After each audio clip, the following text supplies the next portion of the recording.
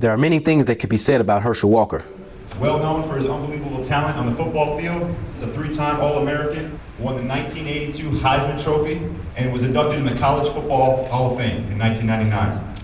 He's also an undefeated mixed martial arts fighter with the 5th degree black belt in Taekwondo. He is the Forrest Gump of the sports community, surmounting adversity and achieving goals that many would shy away from. Since 2008, Mr. Walker has visited military bases and has shared his life story about living with dissociative identity disorder with more than 13,000 service members worldwide, passing on a message of hope and informing service members of a foundation known as the Freedom Care Program. A Freedom Care Program is a program that was set up for military that are suffering through any kind of substance abuse, mental anguish, anything like that. But it was set up that they can come in and they're among their peers. Mr. Walker's message was one of perseverance and fortitude and was received with open hearts and minds. His message definitely hit home. Normally all we get to see as fans usually is what the media portrays on individuals, and being able to come out here to hear his personal story, to hear what he went through personally, it was definitely eye-opening, and it was very refreshing. Herschel kept the crowd entertained with jokes and interesting stories about his life experiences. He also signed hundreds of autographs, snapped photos, and shook a number of hands before touring a B-52H aircraft. And the one thing that Mr. Walker wants in return: if I can help one person that is suffering, one person that is hurting, it means so much. And because, I know how bad it is when you're in that dark, dark place and you think there's no one else out there. I know how that feels. I've been there, and help someone to at least see a little bit of the light. It makes me feel good. I'm Staff Sergeant Isaac Garden, Barksdale Air Force Base, Louisiana.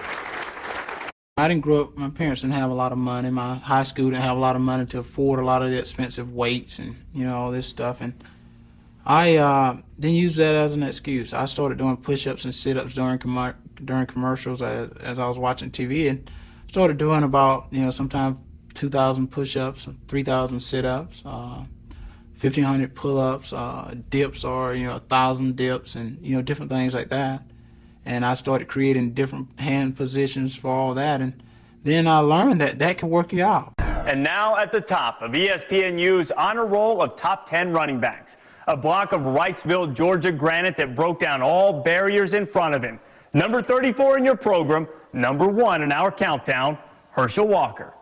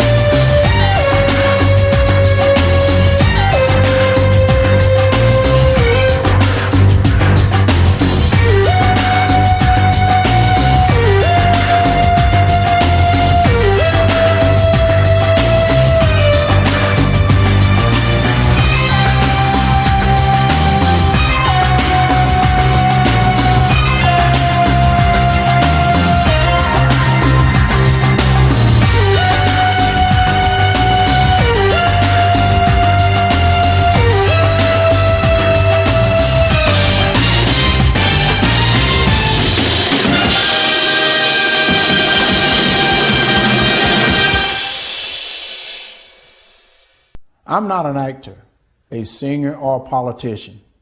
I'm Herschel Walker. Most of you know me as a football player, but I'm also a father, a man of faith, and a very good judge of character. I've known Donald Trump for 37 years, and I don't mean just casual ran into him from time to time. I'm talking about a deep personal friendship. I watched him as an owner of a professional football team. Right after he bought the team, he set out to learn. He learned about the history of the team, the players, the coaches, every detail. Then he used what he learned to make the team better. I watched him in the boardroom. He can be in the middle of a big meeting, but if one of the kids was on the phone, he dropped everything to take the call. He taught me that the family should be your top priority. I watched him treat janitors, security guards, and waiters the same way he would treat a VIP. He made them feel special because he knew they were. He understands that they are the people who make this country run. They clean, they cook, they build, they drive, they deliver. He told me, Herschel, make an effort to get to know people. Remember their names. That stuck with me. One time, I planned to take his kids to Disney World with my family. At the last minute, Donald said he'd like to join us. So there he was, in a business suit, on It's a Small World ride. That was something to see. It just shows you what a caring, loving father he is. It hurt my soul to hear the terrible names that people call Donald. The worst one is racist. I take it as a personal insult that people would think I've had a 37-year friendship with a racist. People who think that don't know what they're talking about. Growing up in the Deep South, I've seen racism up close. I know what it is, and it isn't Donald Trump. Just because someone loves and respects the flag, our national anthem, and our country, doesn't mean they don't care about social justice. I care about all those things. So does Donald Trump. He shows how much he cares about social justice in the black community through his actions. And his action speaks louder than stickers or slogans on a jersey. He keeps right on fighting to improve the lives of black Americans and all Americans. He works night and day. He never stops. He leaves nothing on the field.